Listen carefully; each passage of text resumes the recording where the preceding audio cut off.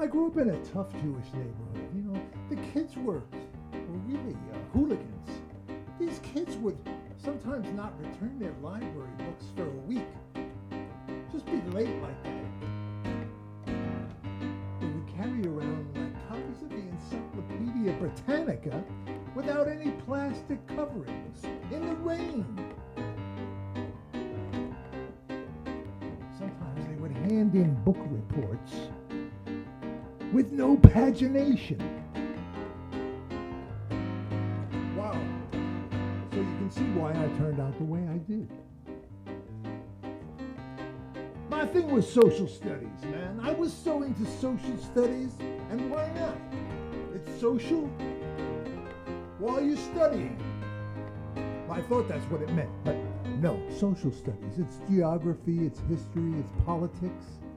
Maps. Love maps. I love social studies, and I was good at it. Oh, yeah. I was the best social studies person in my class. Nobody was better. I was sure of that. I knew my cities. I knew my towns. I knew my dates. I knew my presidents. I knew my dictators. Social studies. So when the time came for them to hand out the Social Studies Award at the end of the year, I was sure it was mine. I mean, there was very few rivals for the Social Studies Award. Much to my shock.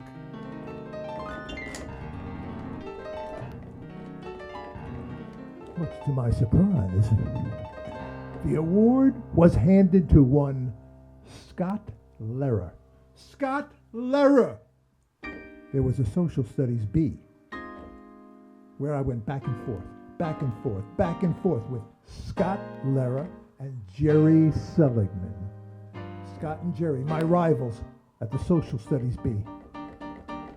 They were never going to beat me. No. The last question came up. What was it? The French city of Brest. Brest!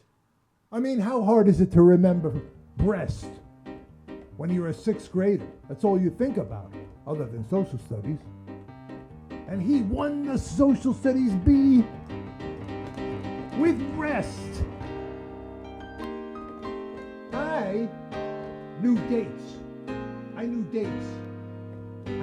I knew when Ulysses S. Grant was born. I knew the address of the hardware store he worked in Galena. I knew rivers.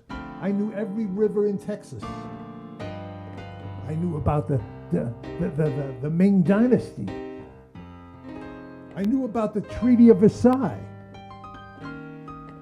This kid, all he knew was Brest. So when it was announced that he won,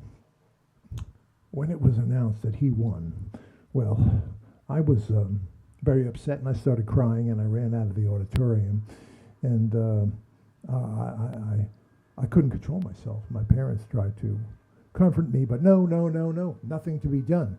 The Social Studies Award had been lost to Scott Lehrer, with Jerry Seligman coming in third and snickering about it. Scott and Jerry, these two guys, and they were laughing about it. They had a lot of Schadenfreude. There was Schadenfreude going on. Yes, there was. Here's the sound of Schadenfreude.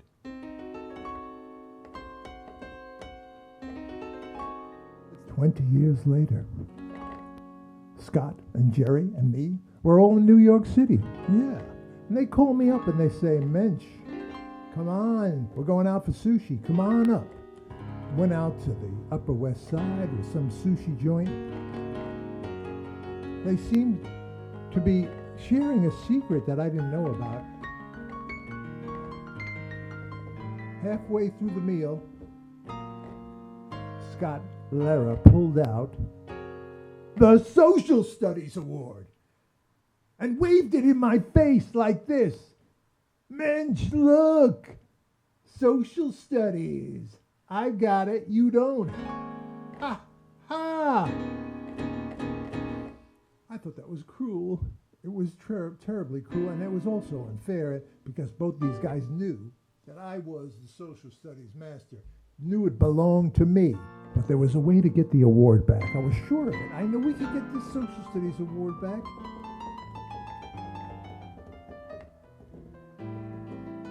Now it happened that Scott, Mr. Scott Lara, he went off and became a sound engineer. Yeah, he did.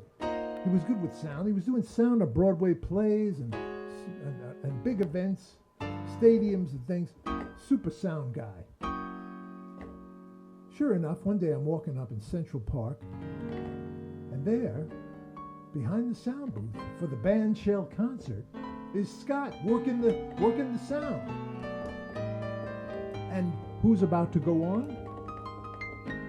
It's Alan Toussaint. Yeah, the great New Orleans guy.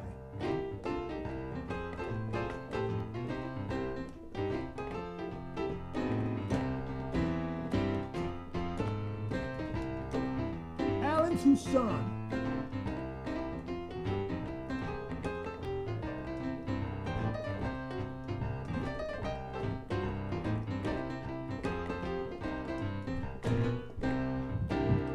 But there was a problem. The great drummer, Bernard Purdie, was supposed to be playing with Alan Toussaint. Bernard Purdie, yes, he was a legend. And of course, everybody knows him from Chain, Chain, Chain, Chain of Fools. He was playing on that with Aretha. Chain, chain, chain, chain, chain, chain, chain of fools. So I was excited to see him, but there was a problem because Mr. Purdie would not sit down and play the drums until he had the proper drum stool. Scott had not brought the proper drum stool. No, he had not. So he recruited me to go downtown. I went downtown with a forest ranger, no less, from Central Park. Went down to Scott's studio on 19th Street, grabbed a drum throne, brought it back uptown in a hurry.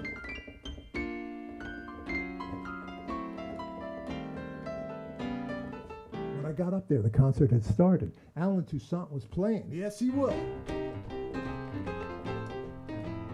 And Purdie was playing too. Purdie was playing. He was playing on what turned out to be a Steinway piano bench.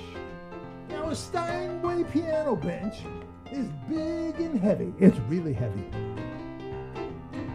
Lara said, go up there, bring it to him. So I ran up on stage, trying to look cool, looking like a roadie. With one hand, I grabbed the Steinway piano bench. Ooh, it was heavy. Slid the drum throne under Mr. Purdie's formidable tushy, ran off stage, one-handing that piano bench. Oh, when I got off stage, I realized, ooh, that hurt. Ooh, my back. Ooh, that's kind of a twinge. That's a serious twinge there. Ow. Ooh. I went home. It was getting worse and worse. It was getting kind of bad. Oh, and then I couldn't move. And then I had to lay down. And then, I was immobilized. And then I thought, wow, I fucked my back bad. This Purdie guy fucked me bad.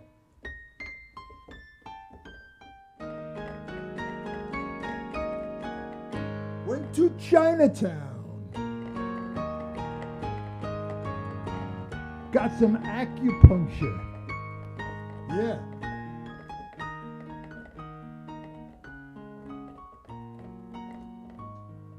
I was walking in the street, and I heard on the radio, someone had a radio playing, and it was playing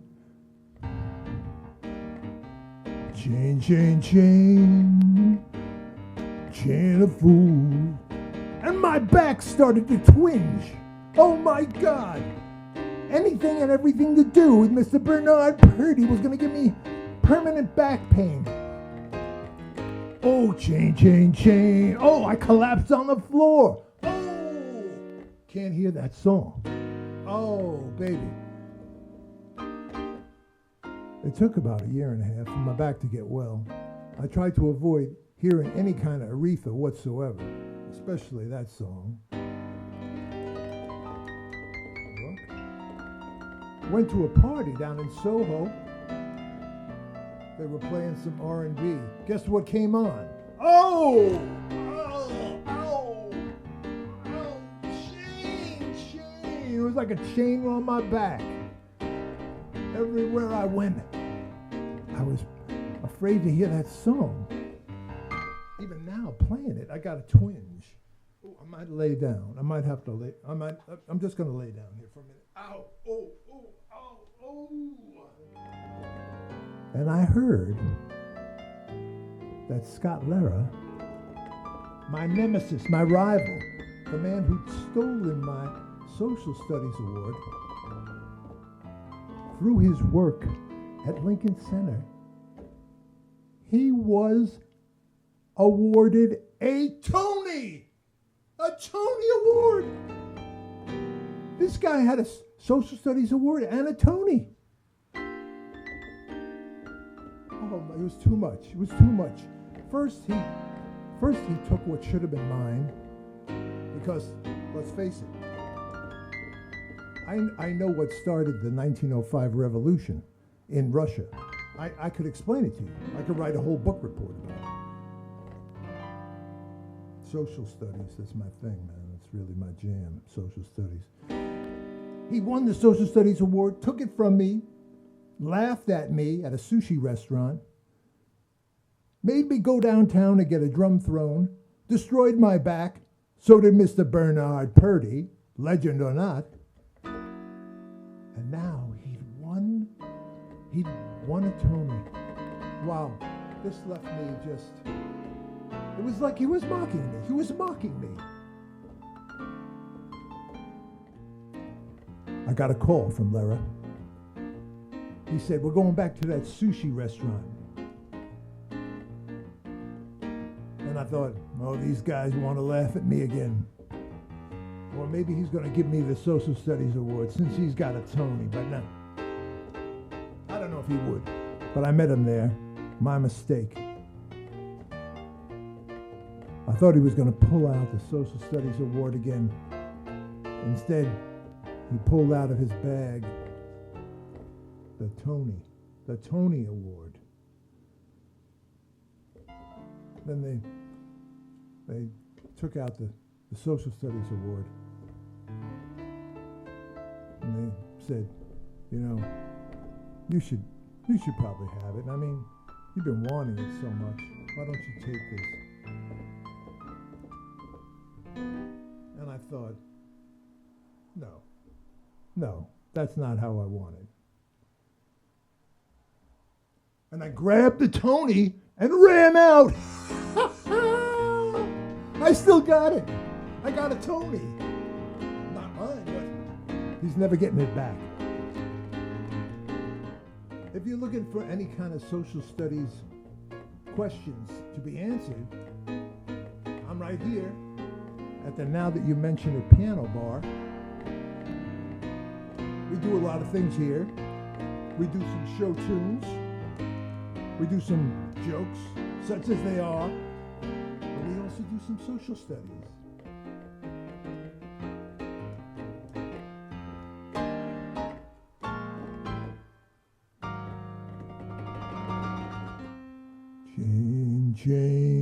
Chain, a chain of fools. Ow! A chain, a chain of fools. Oh,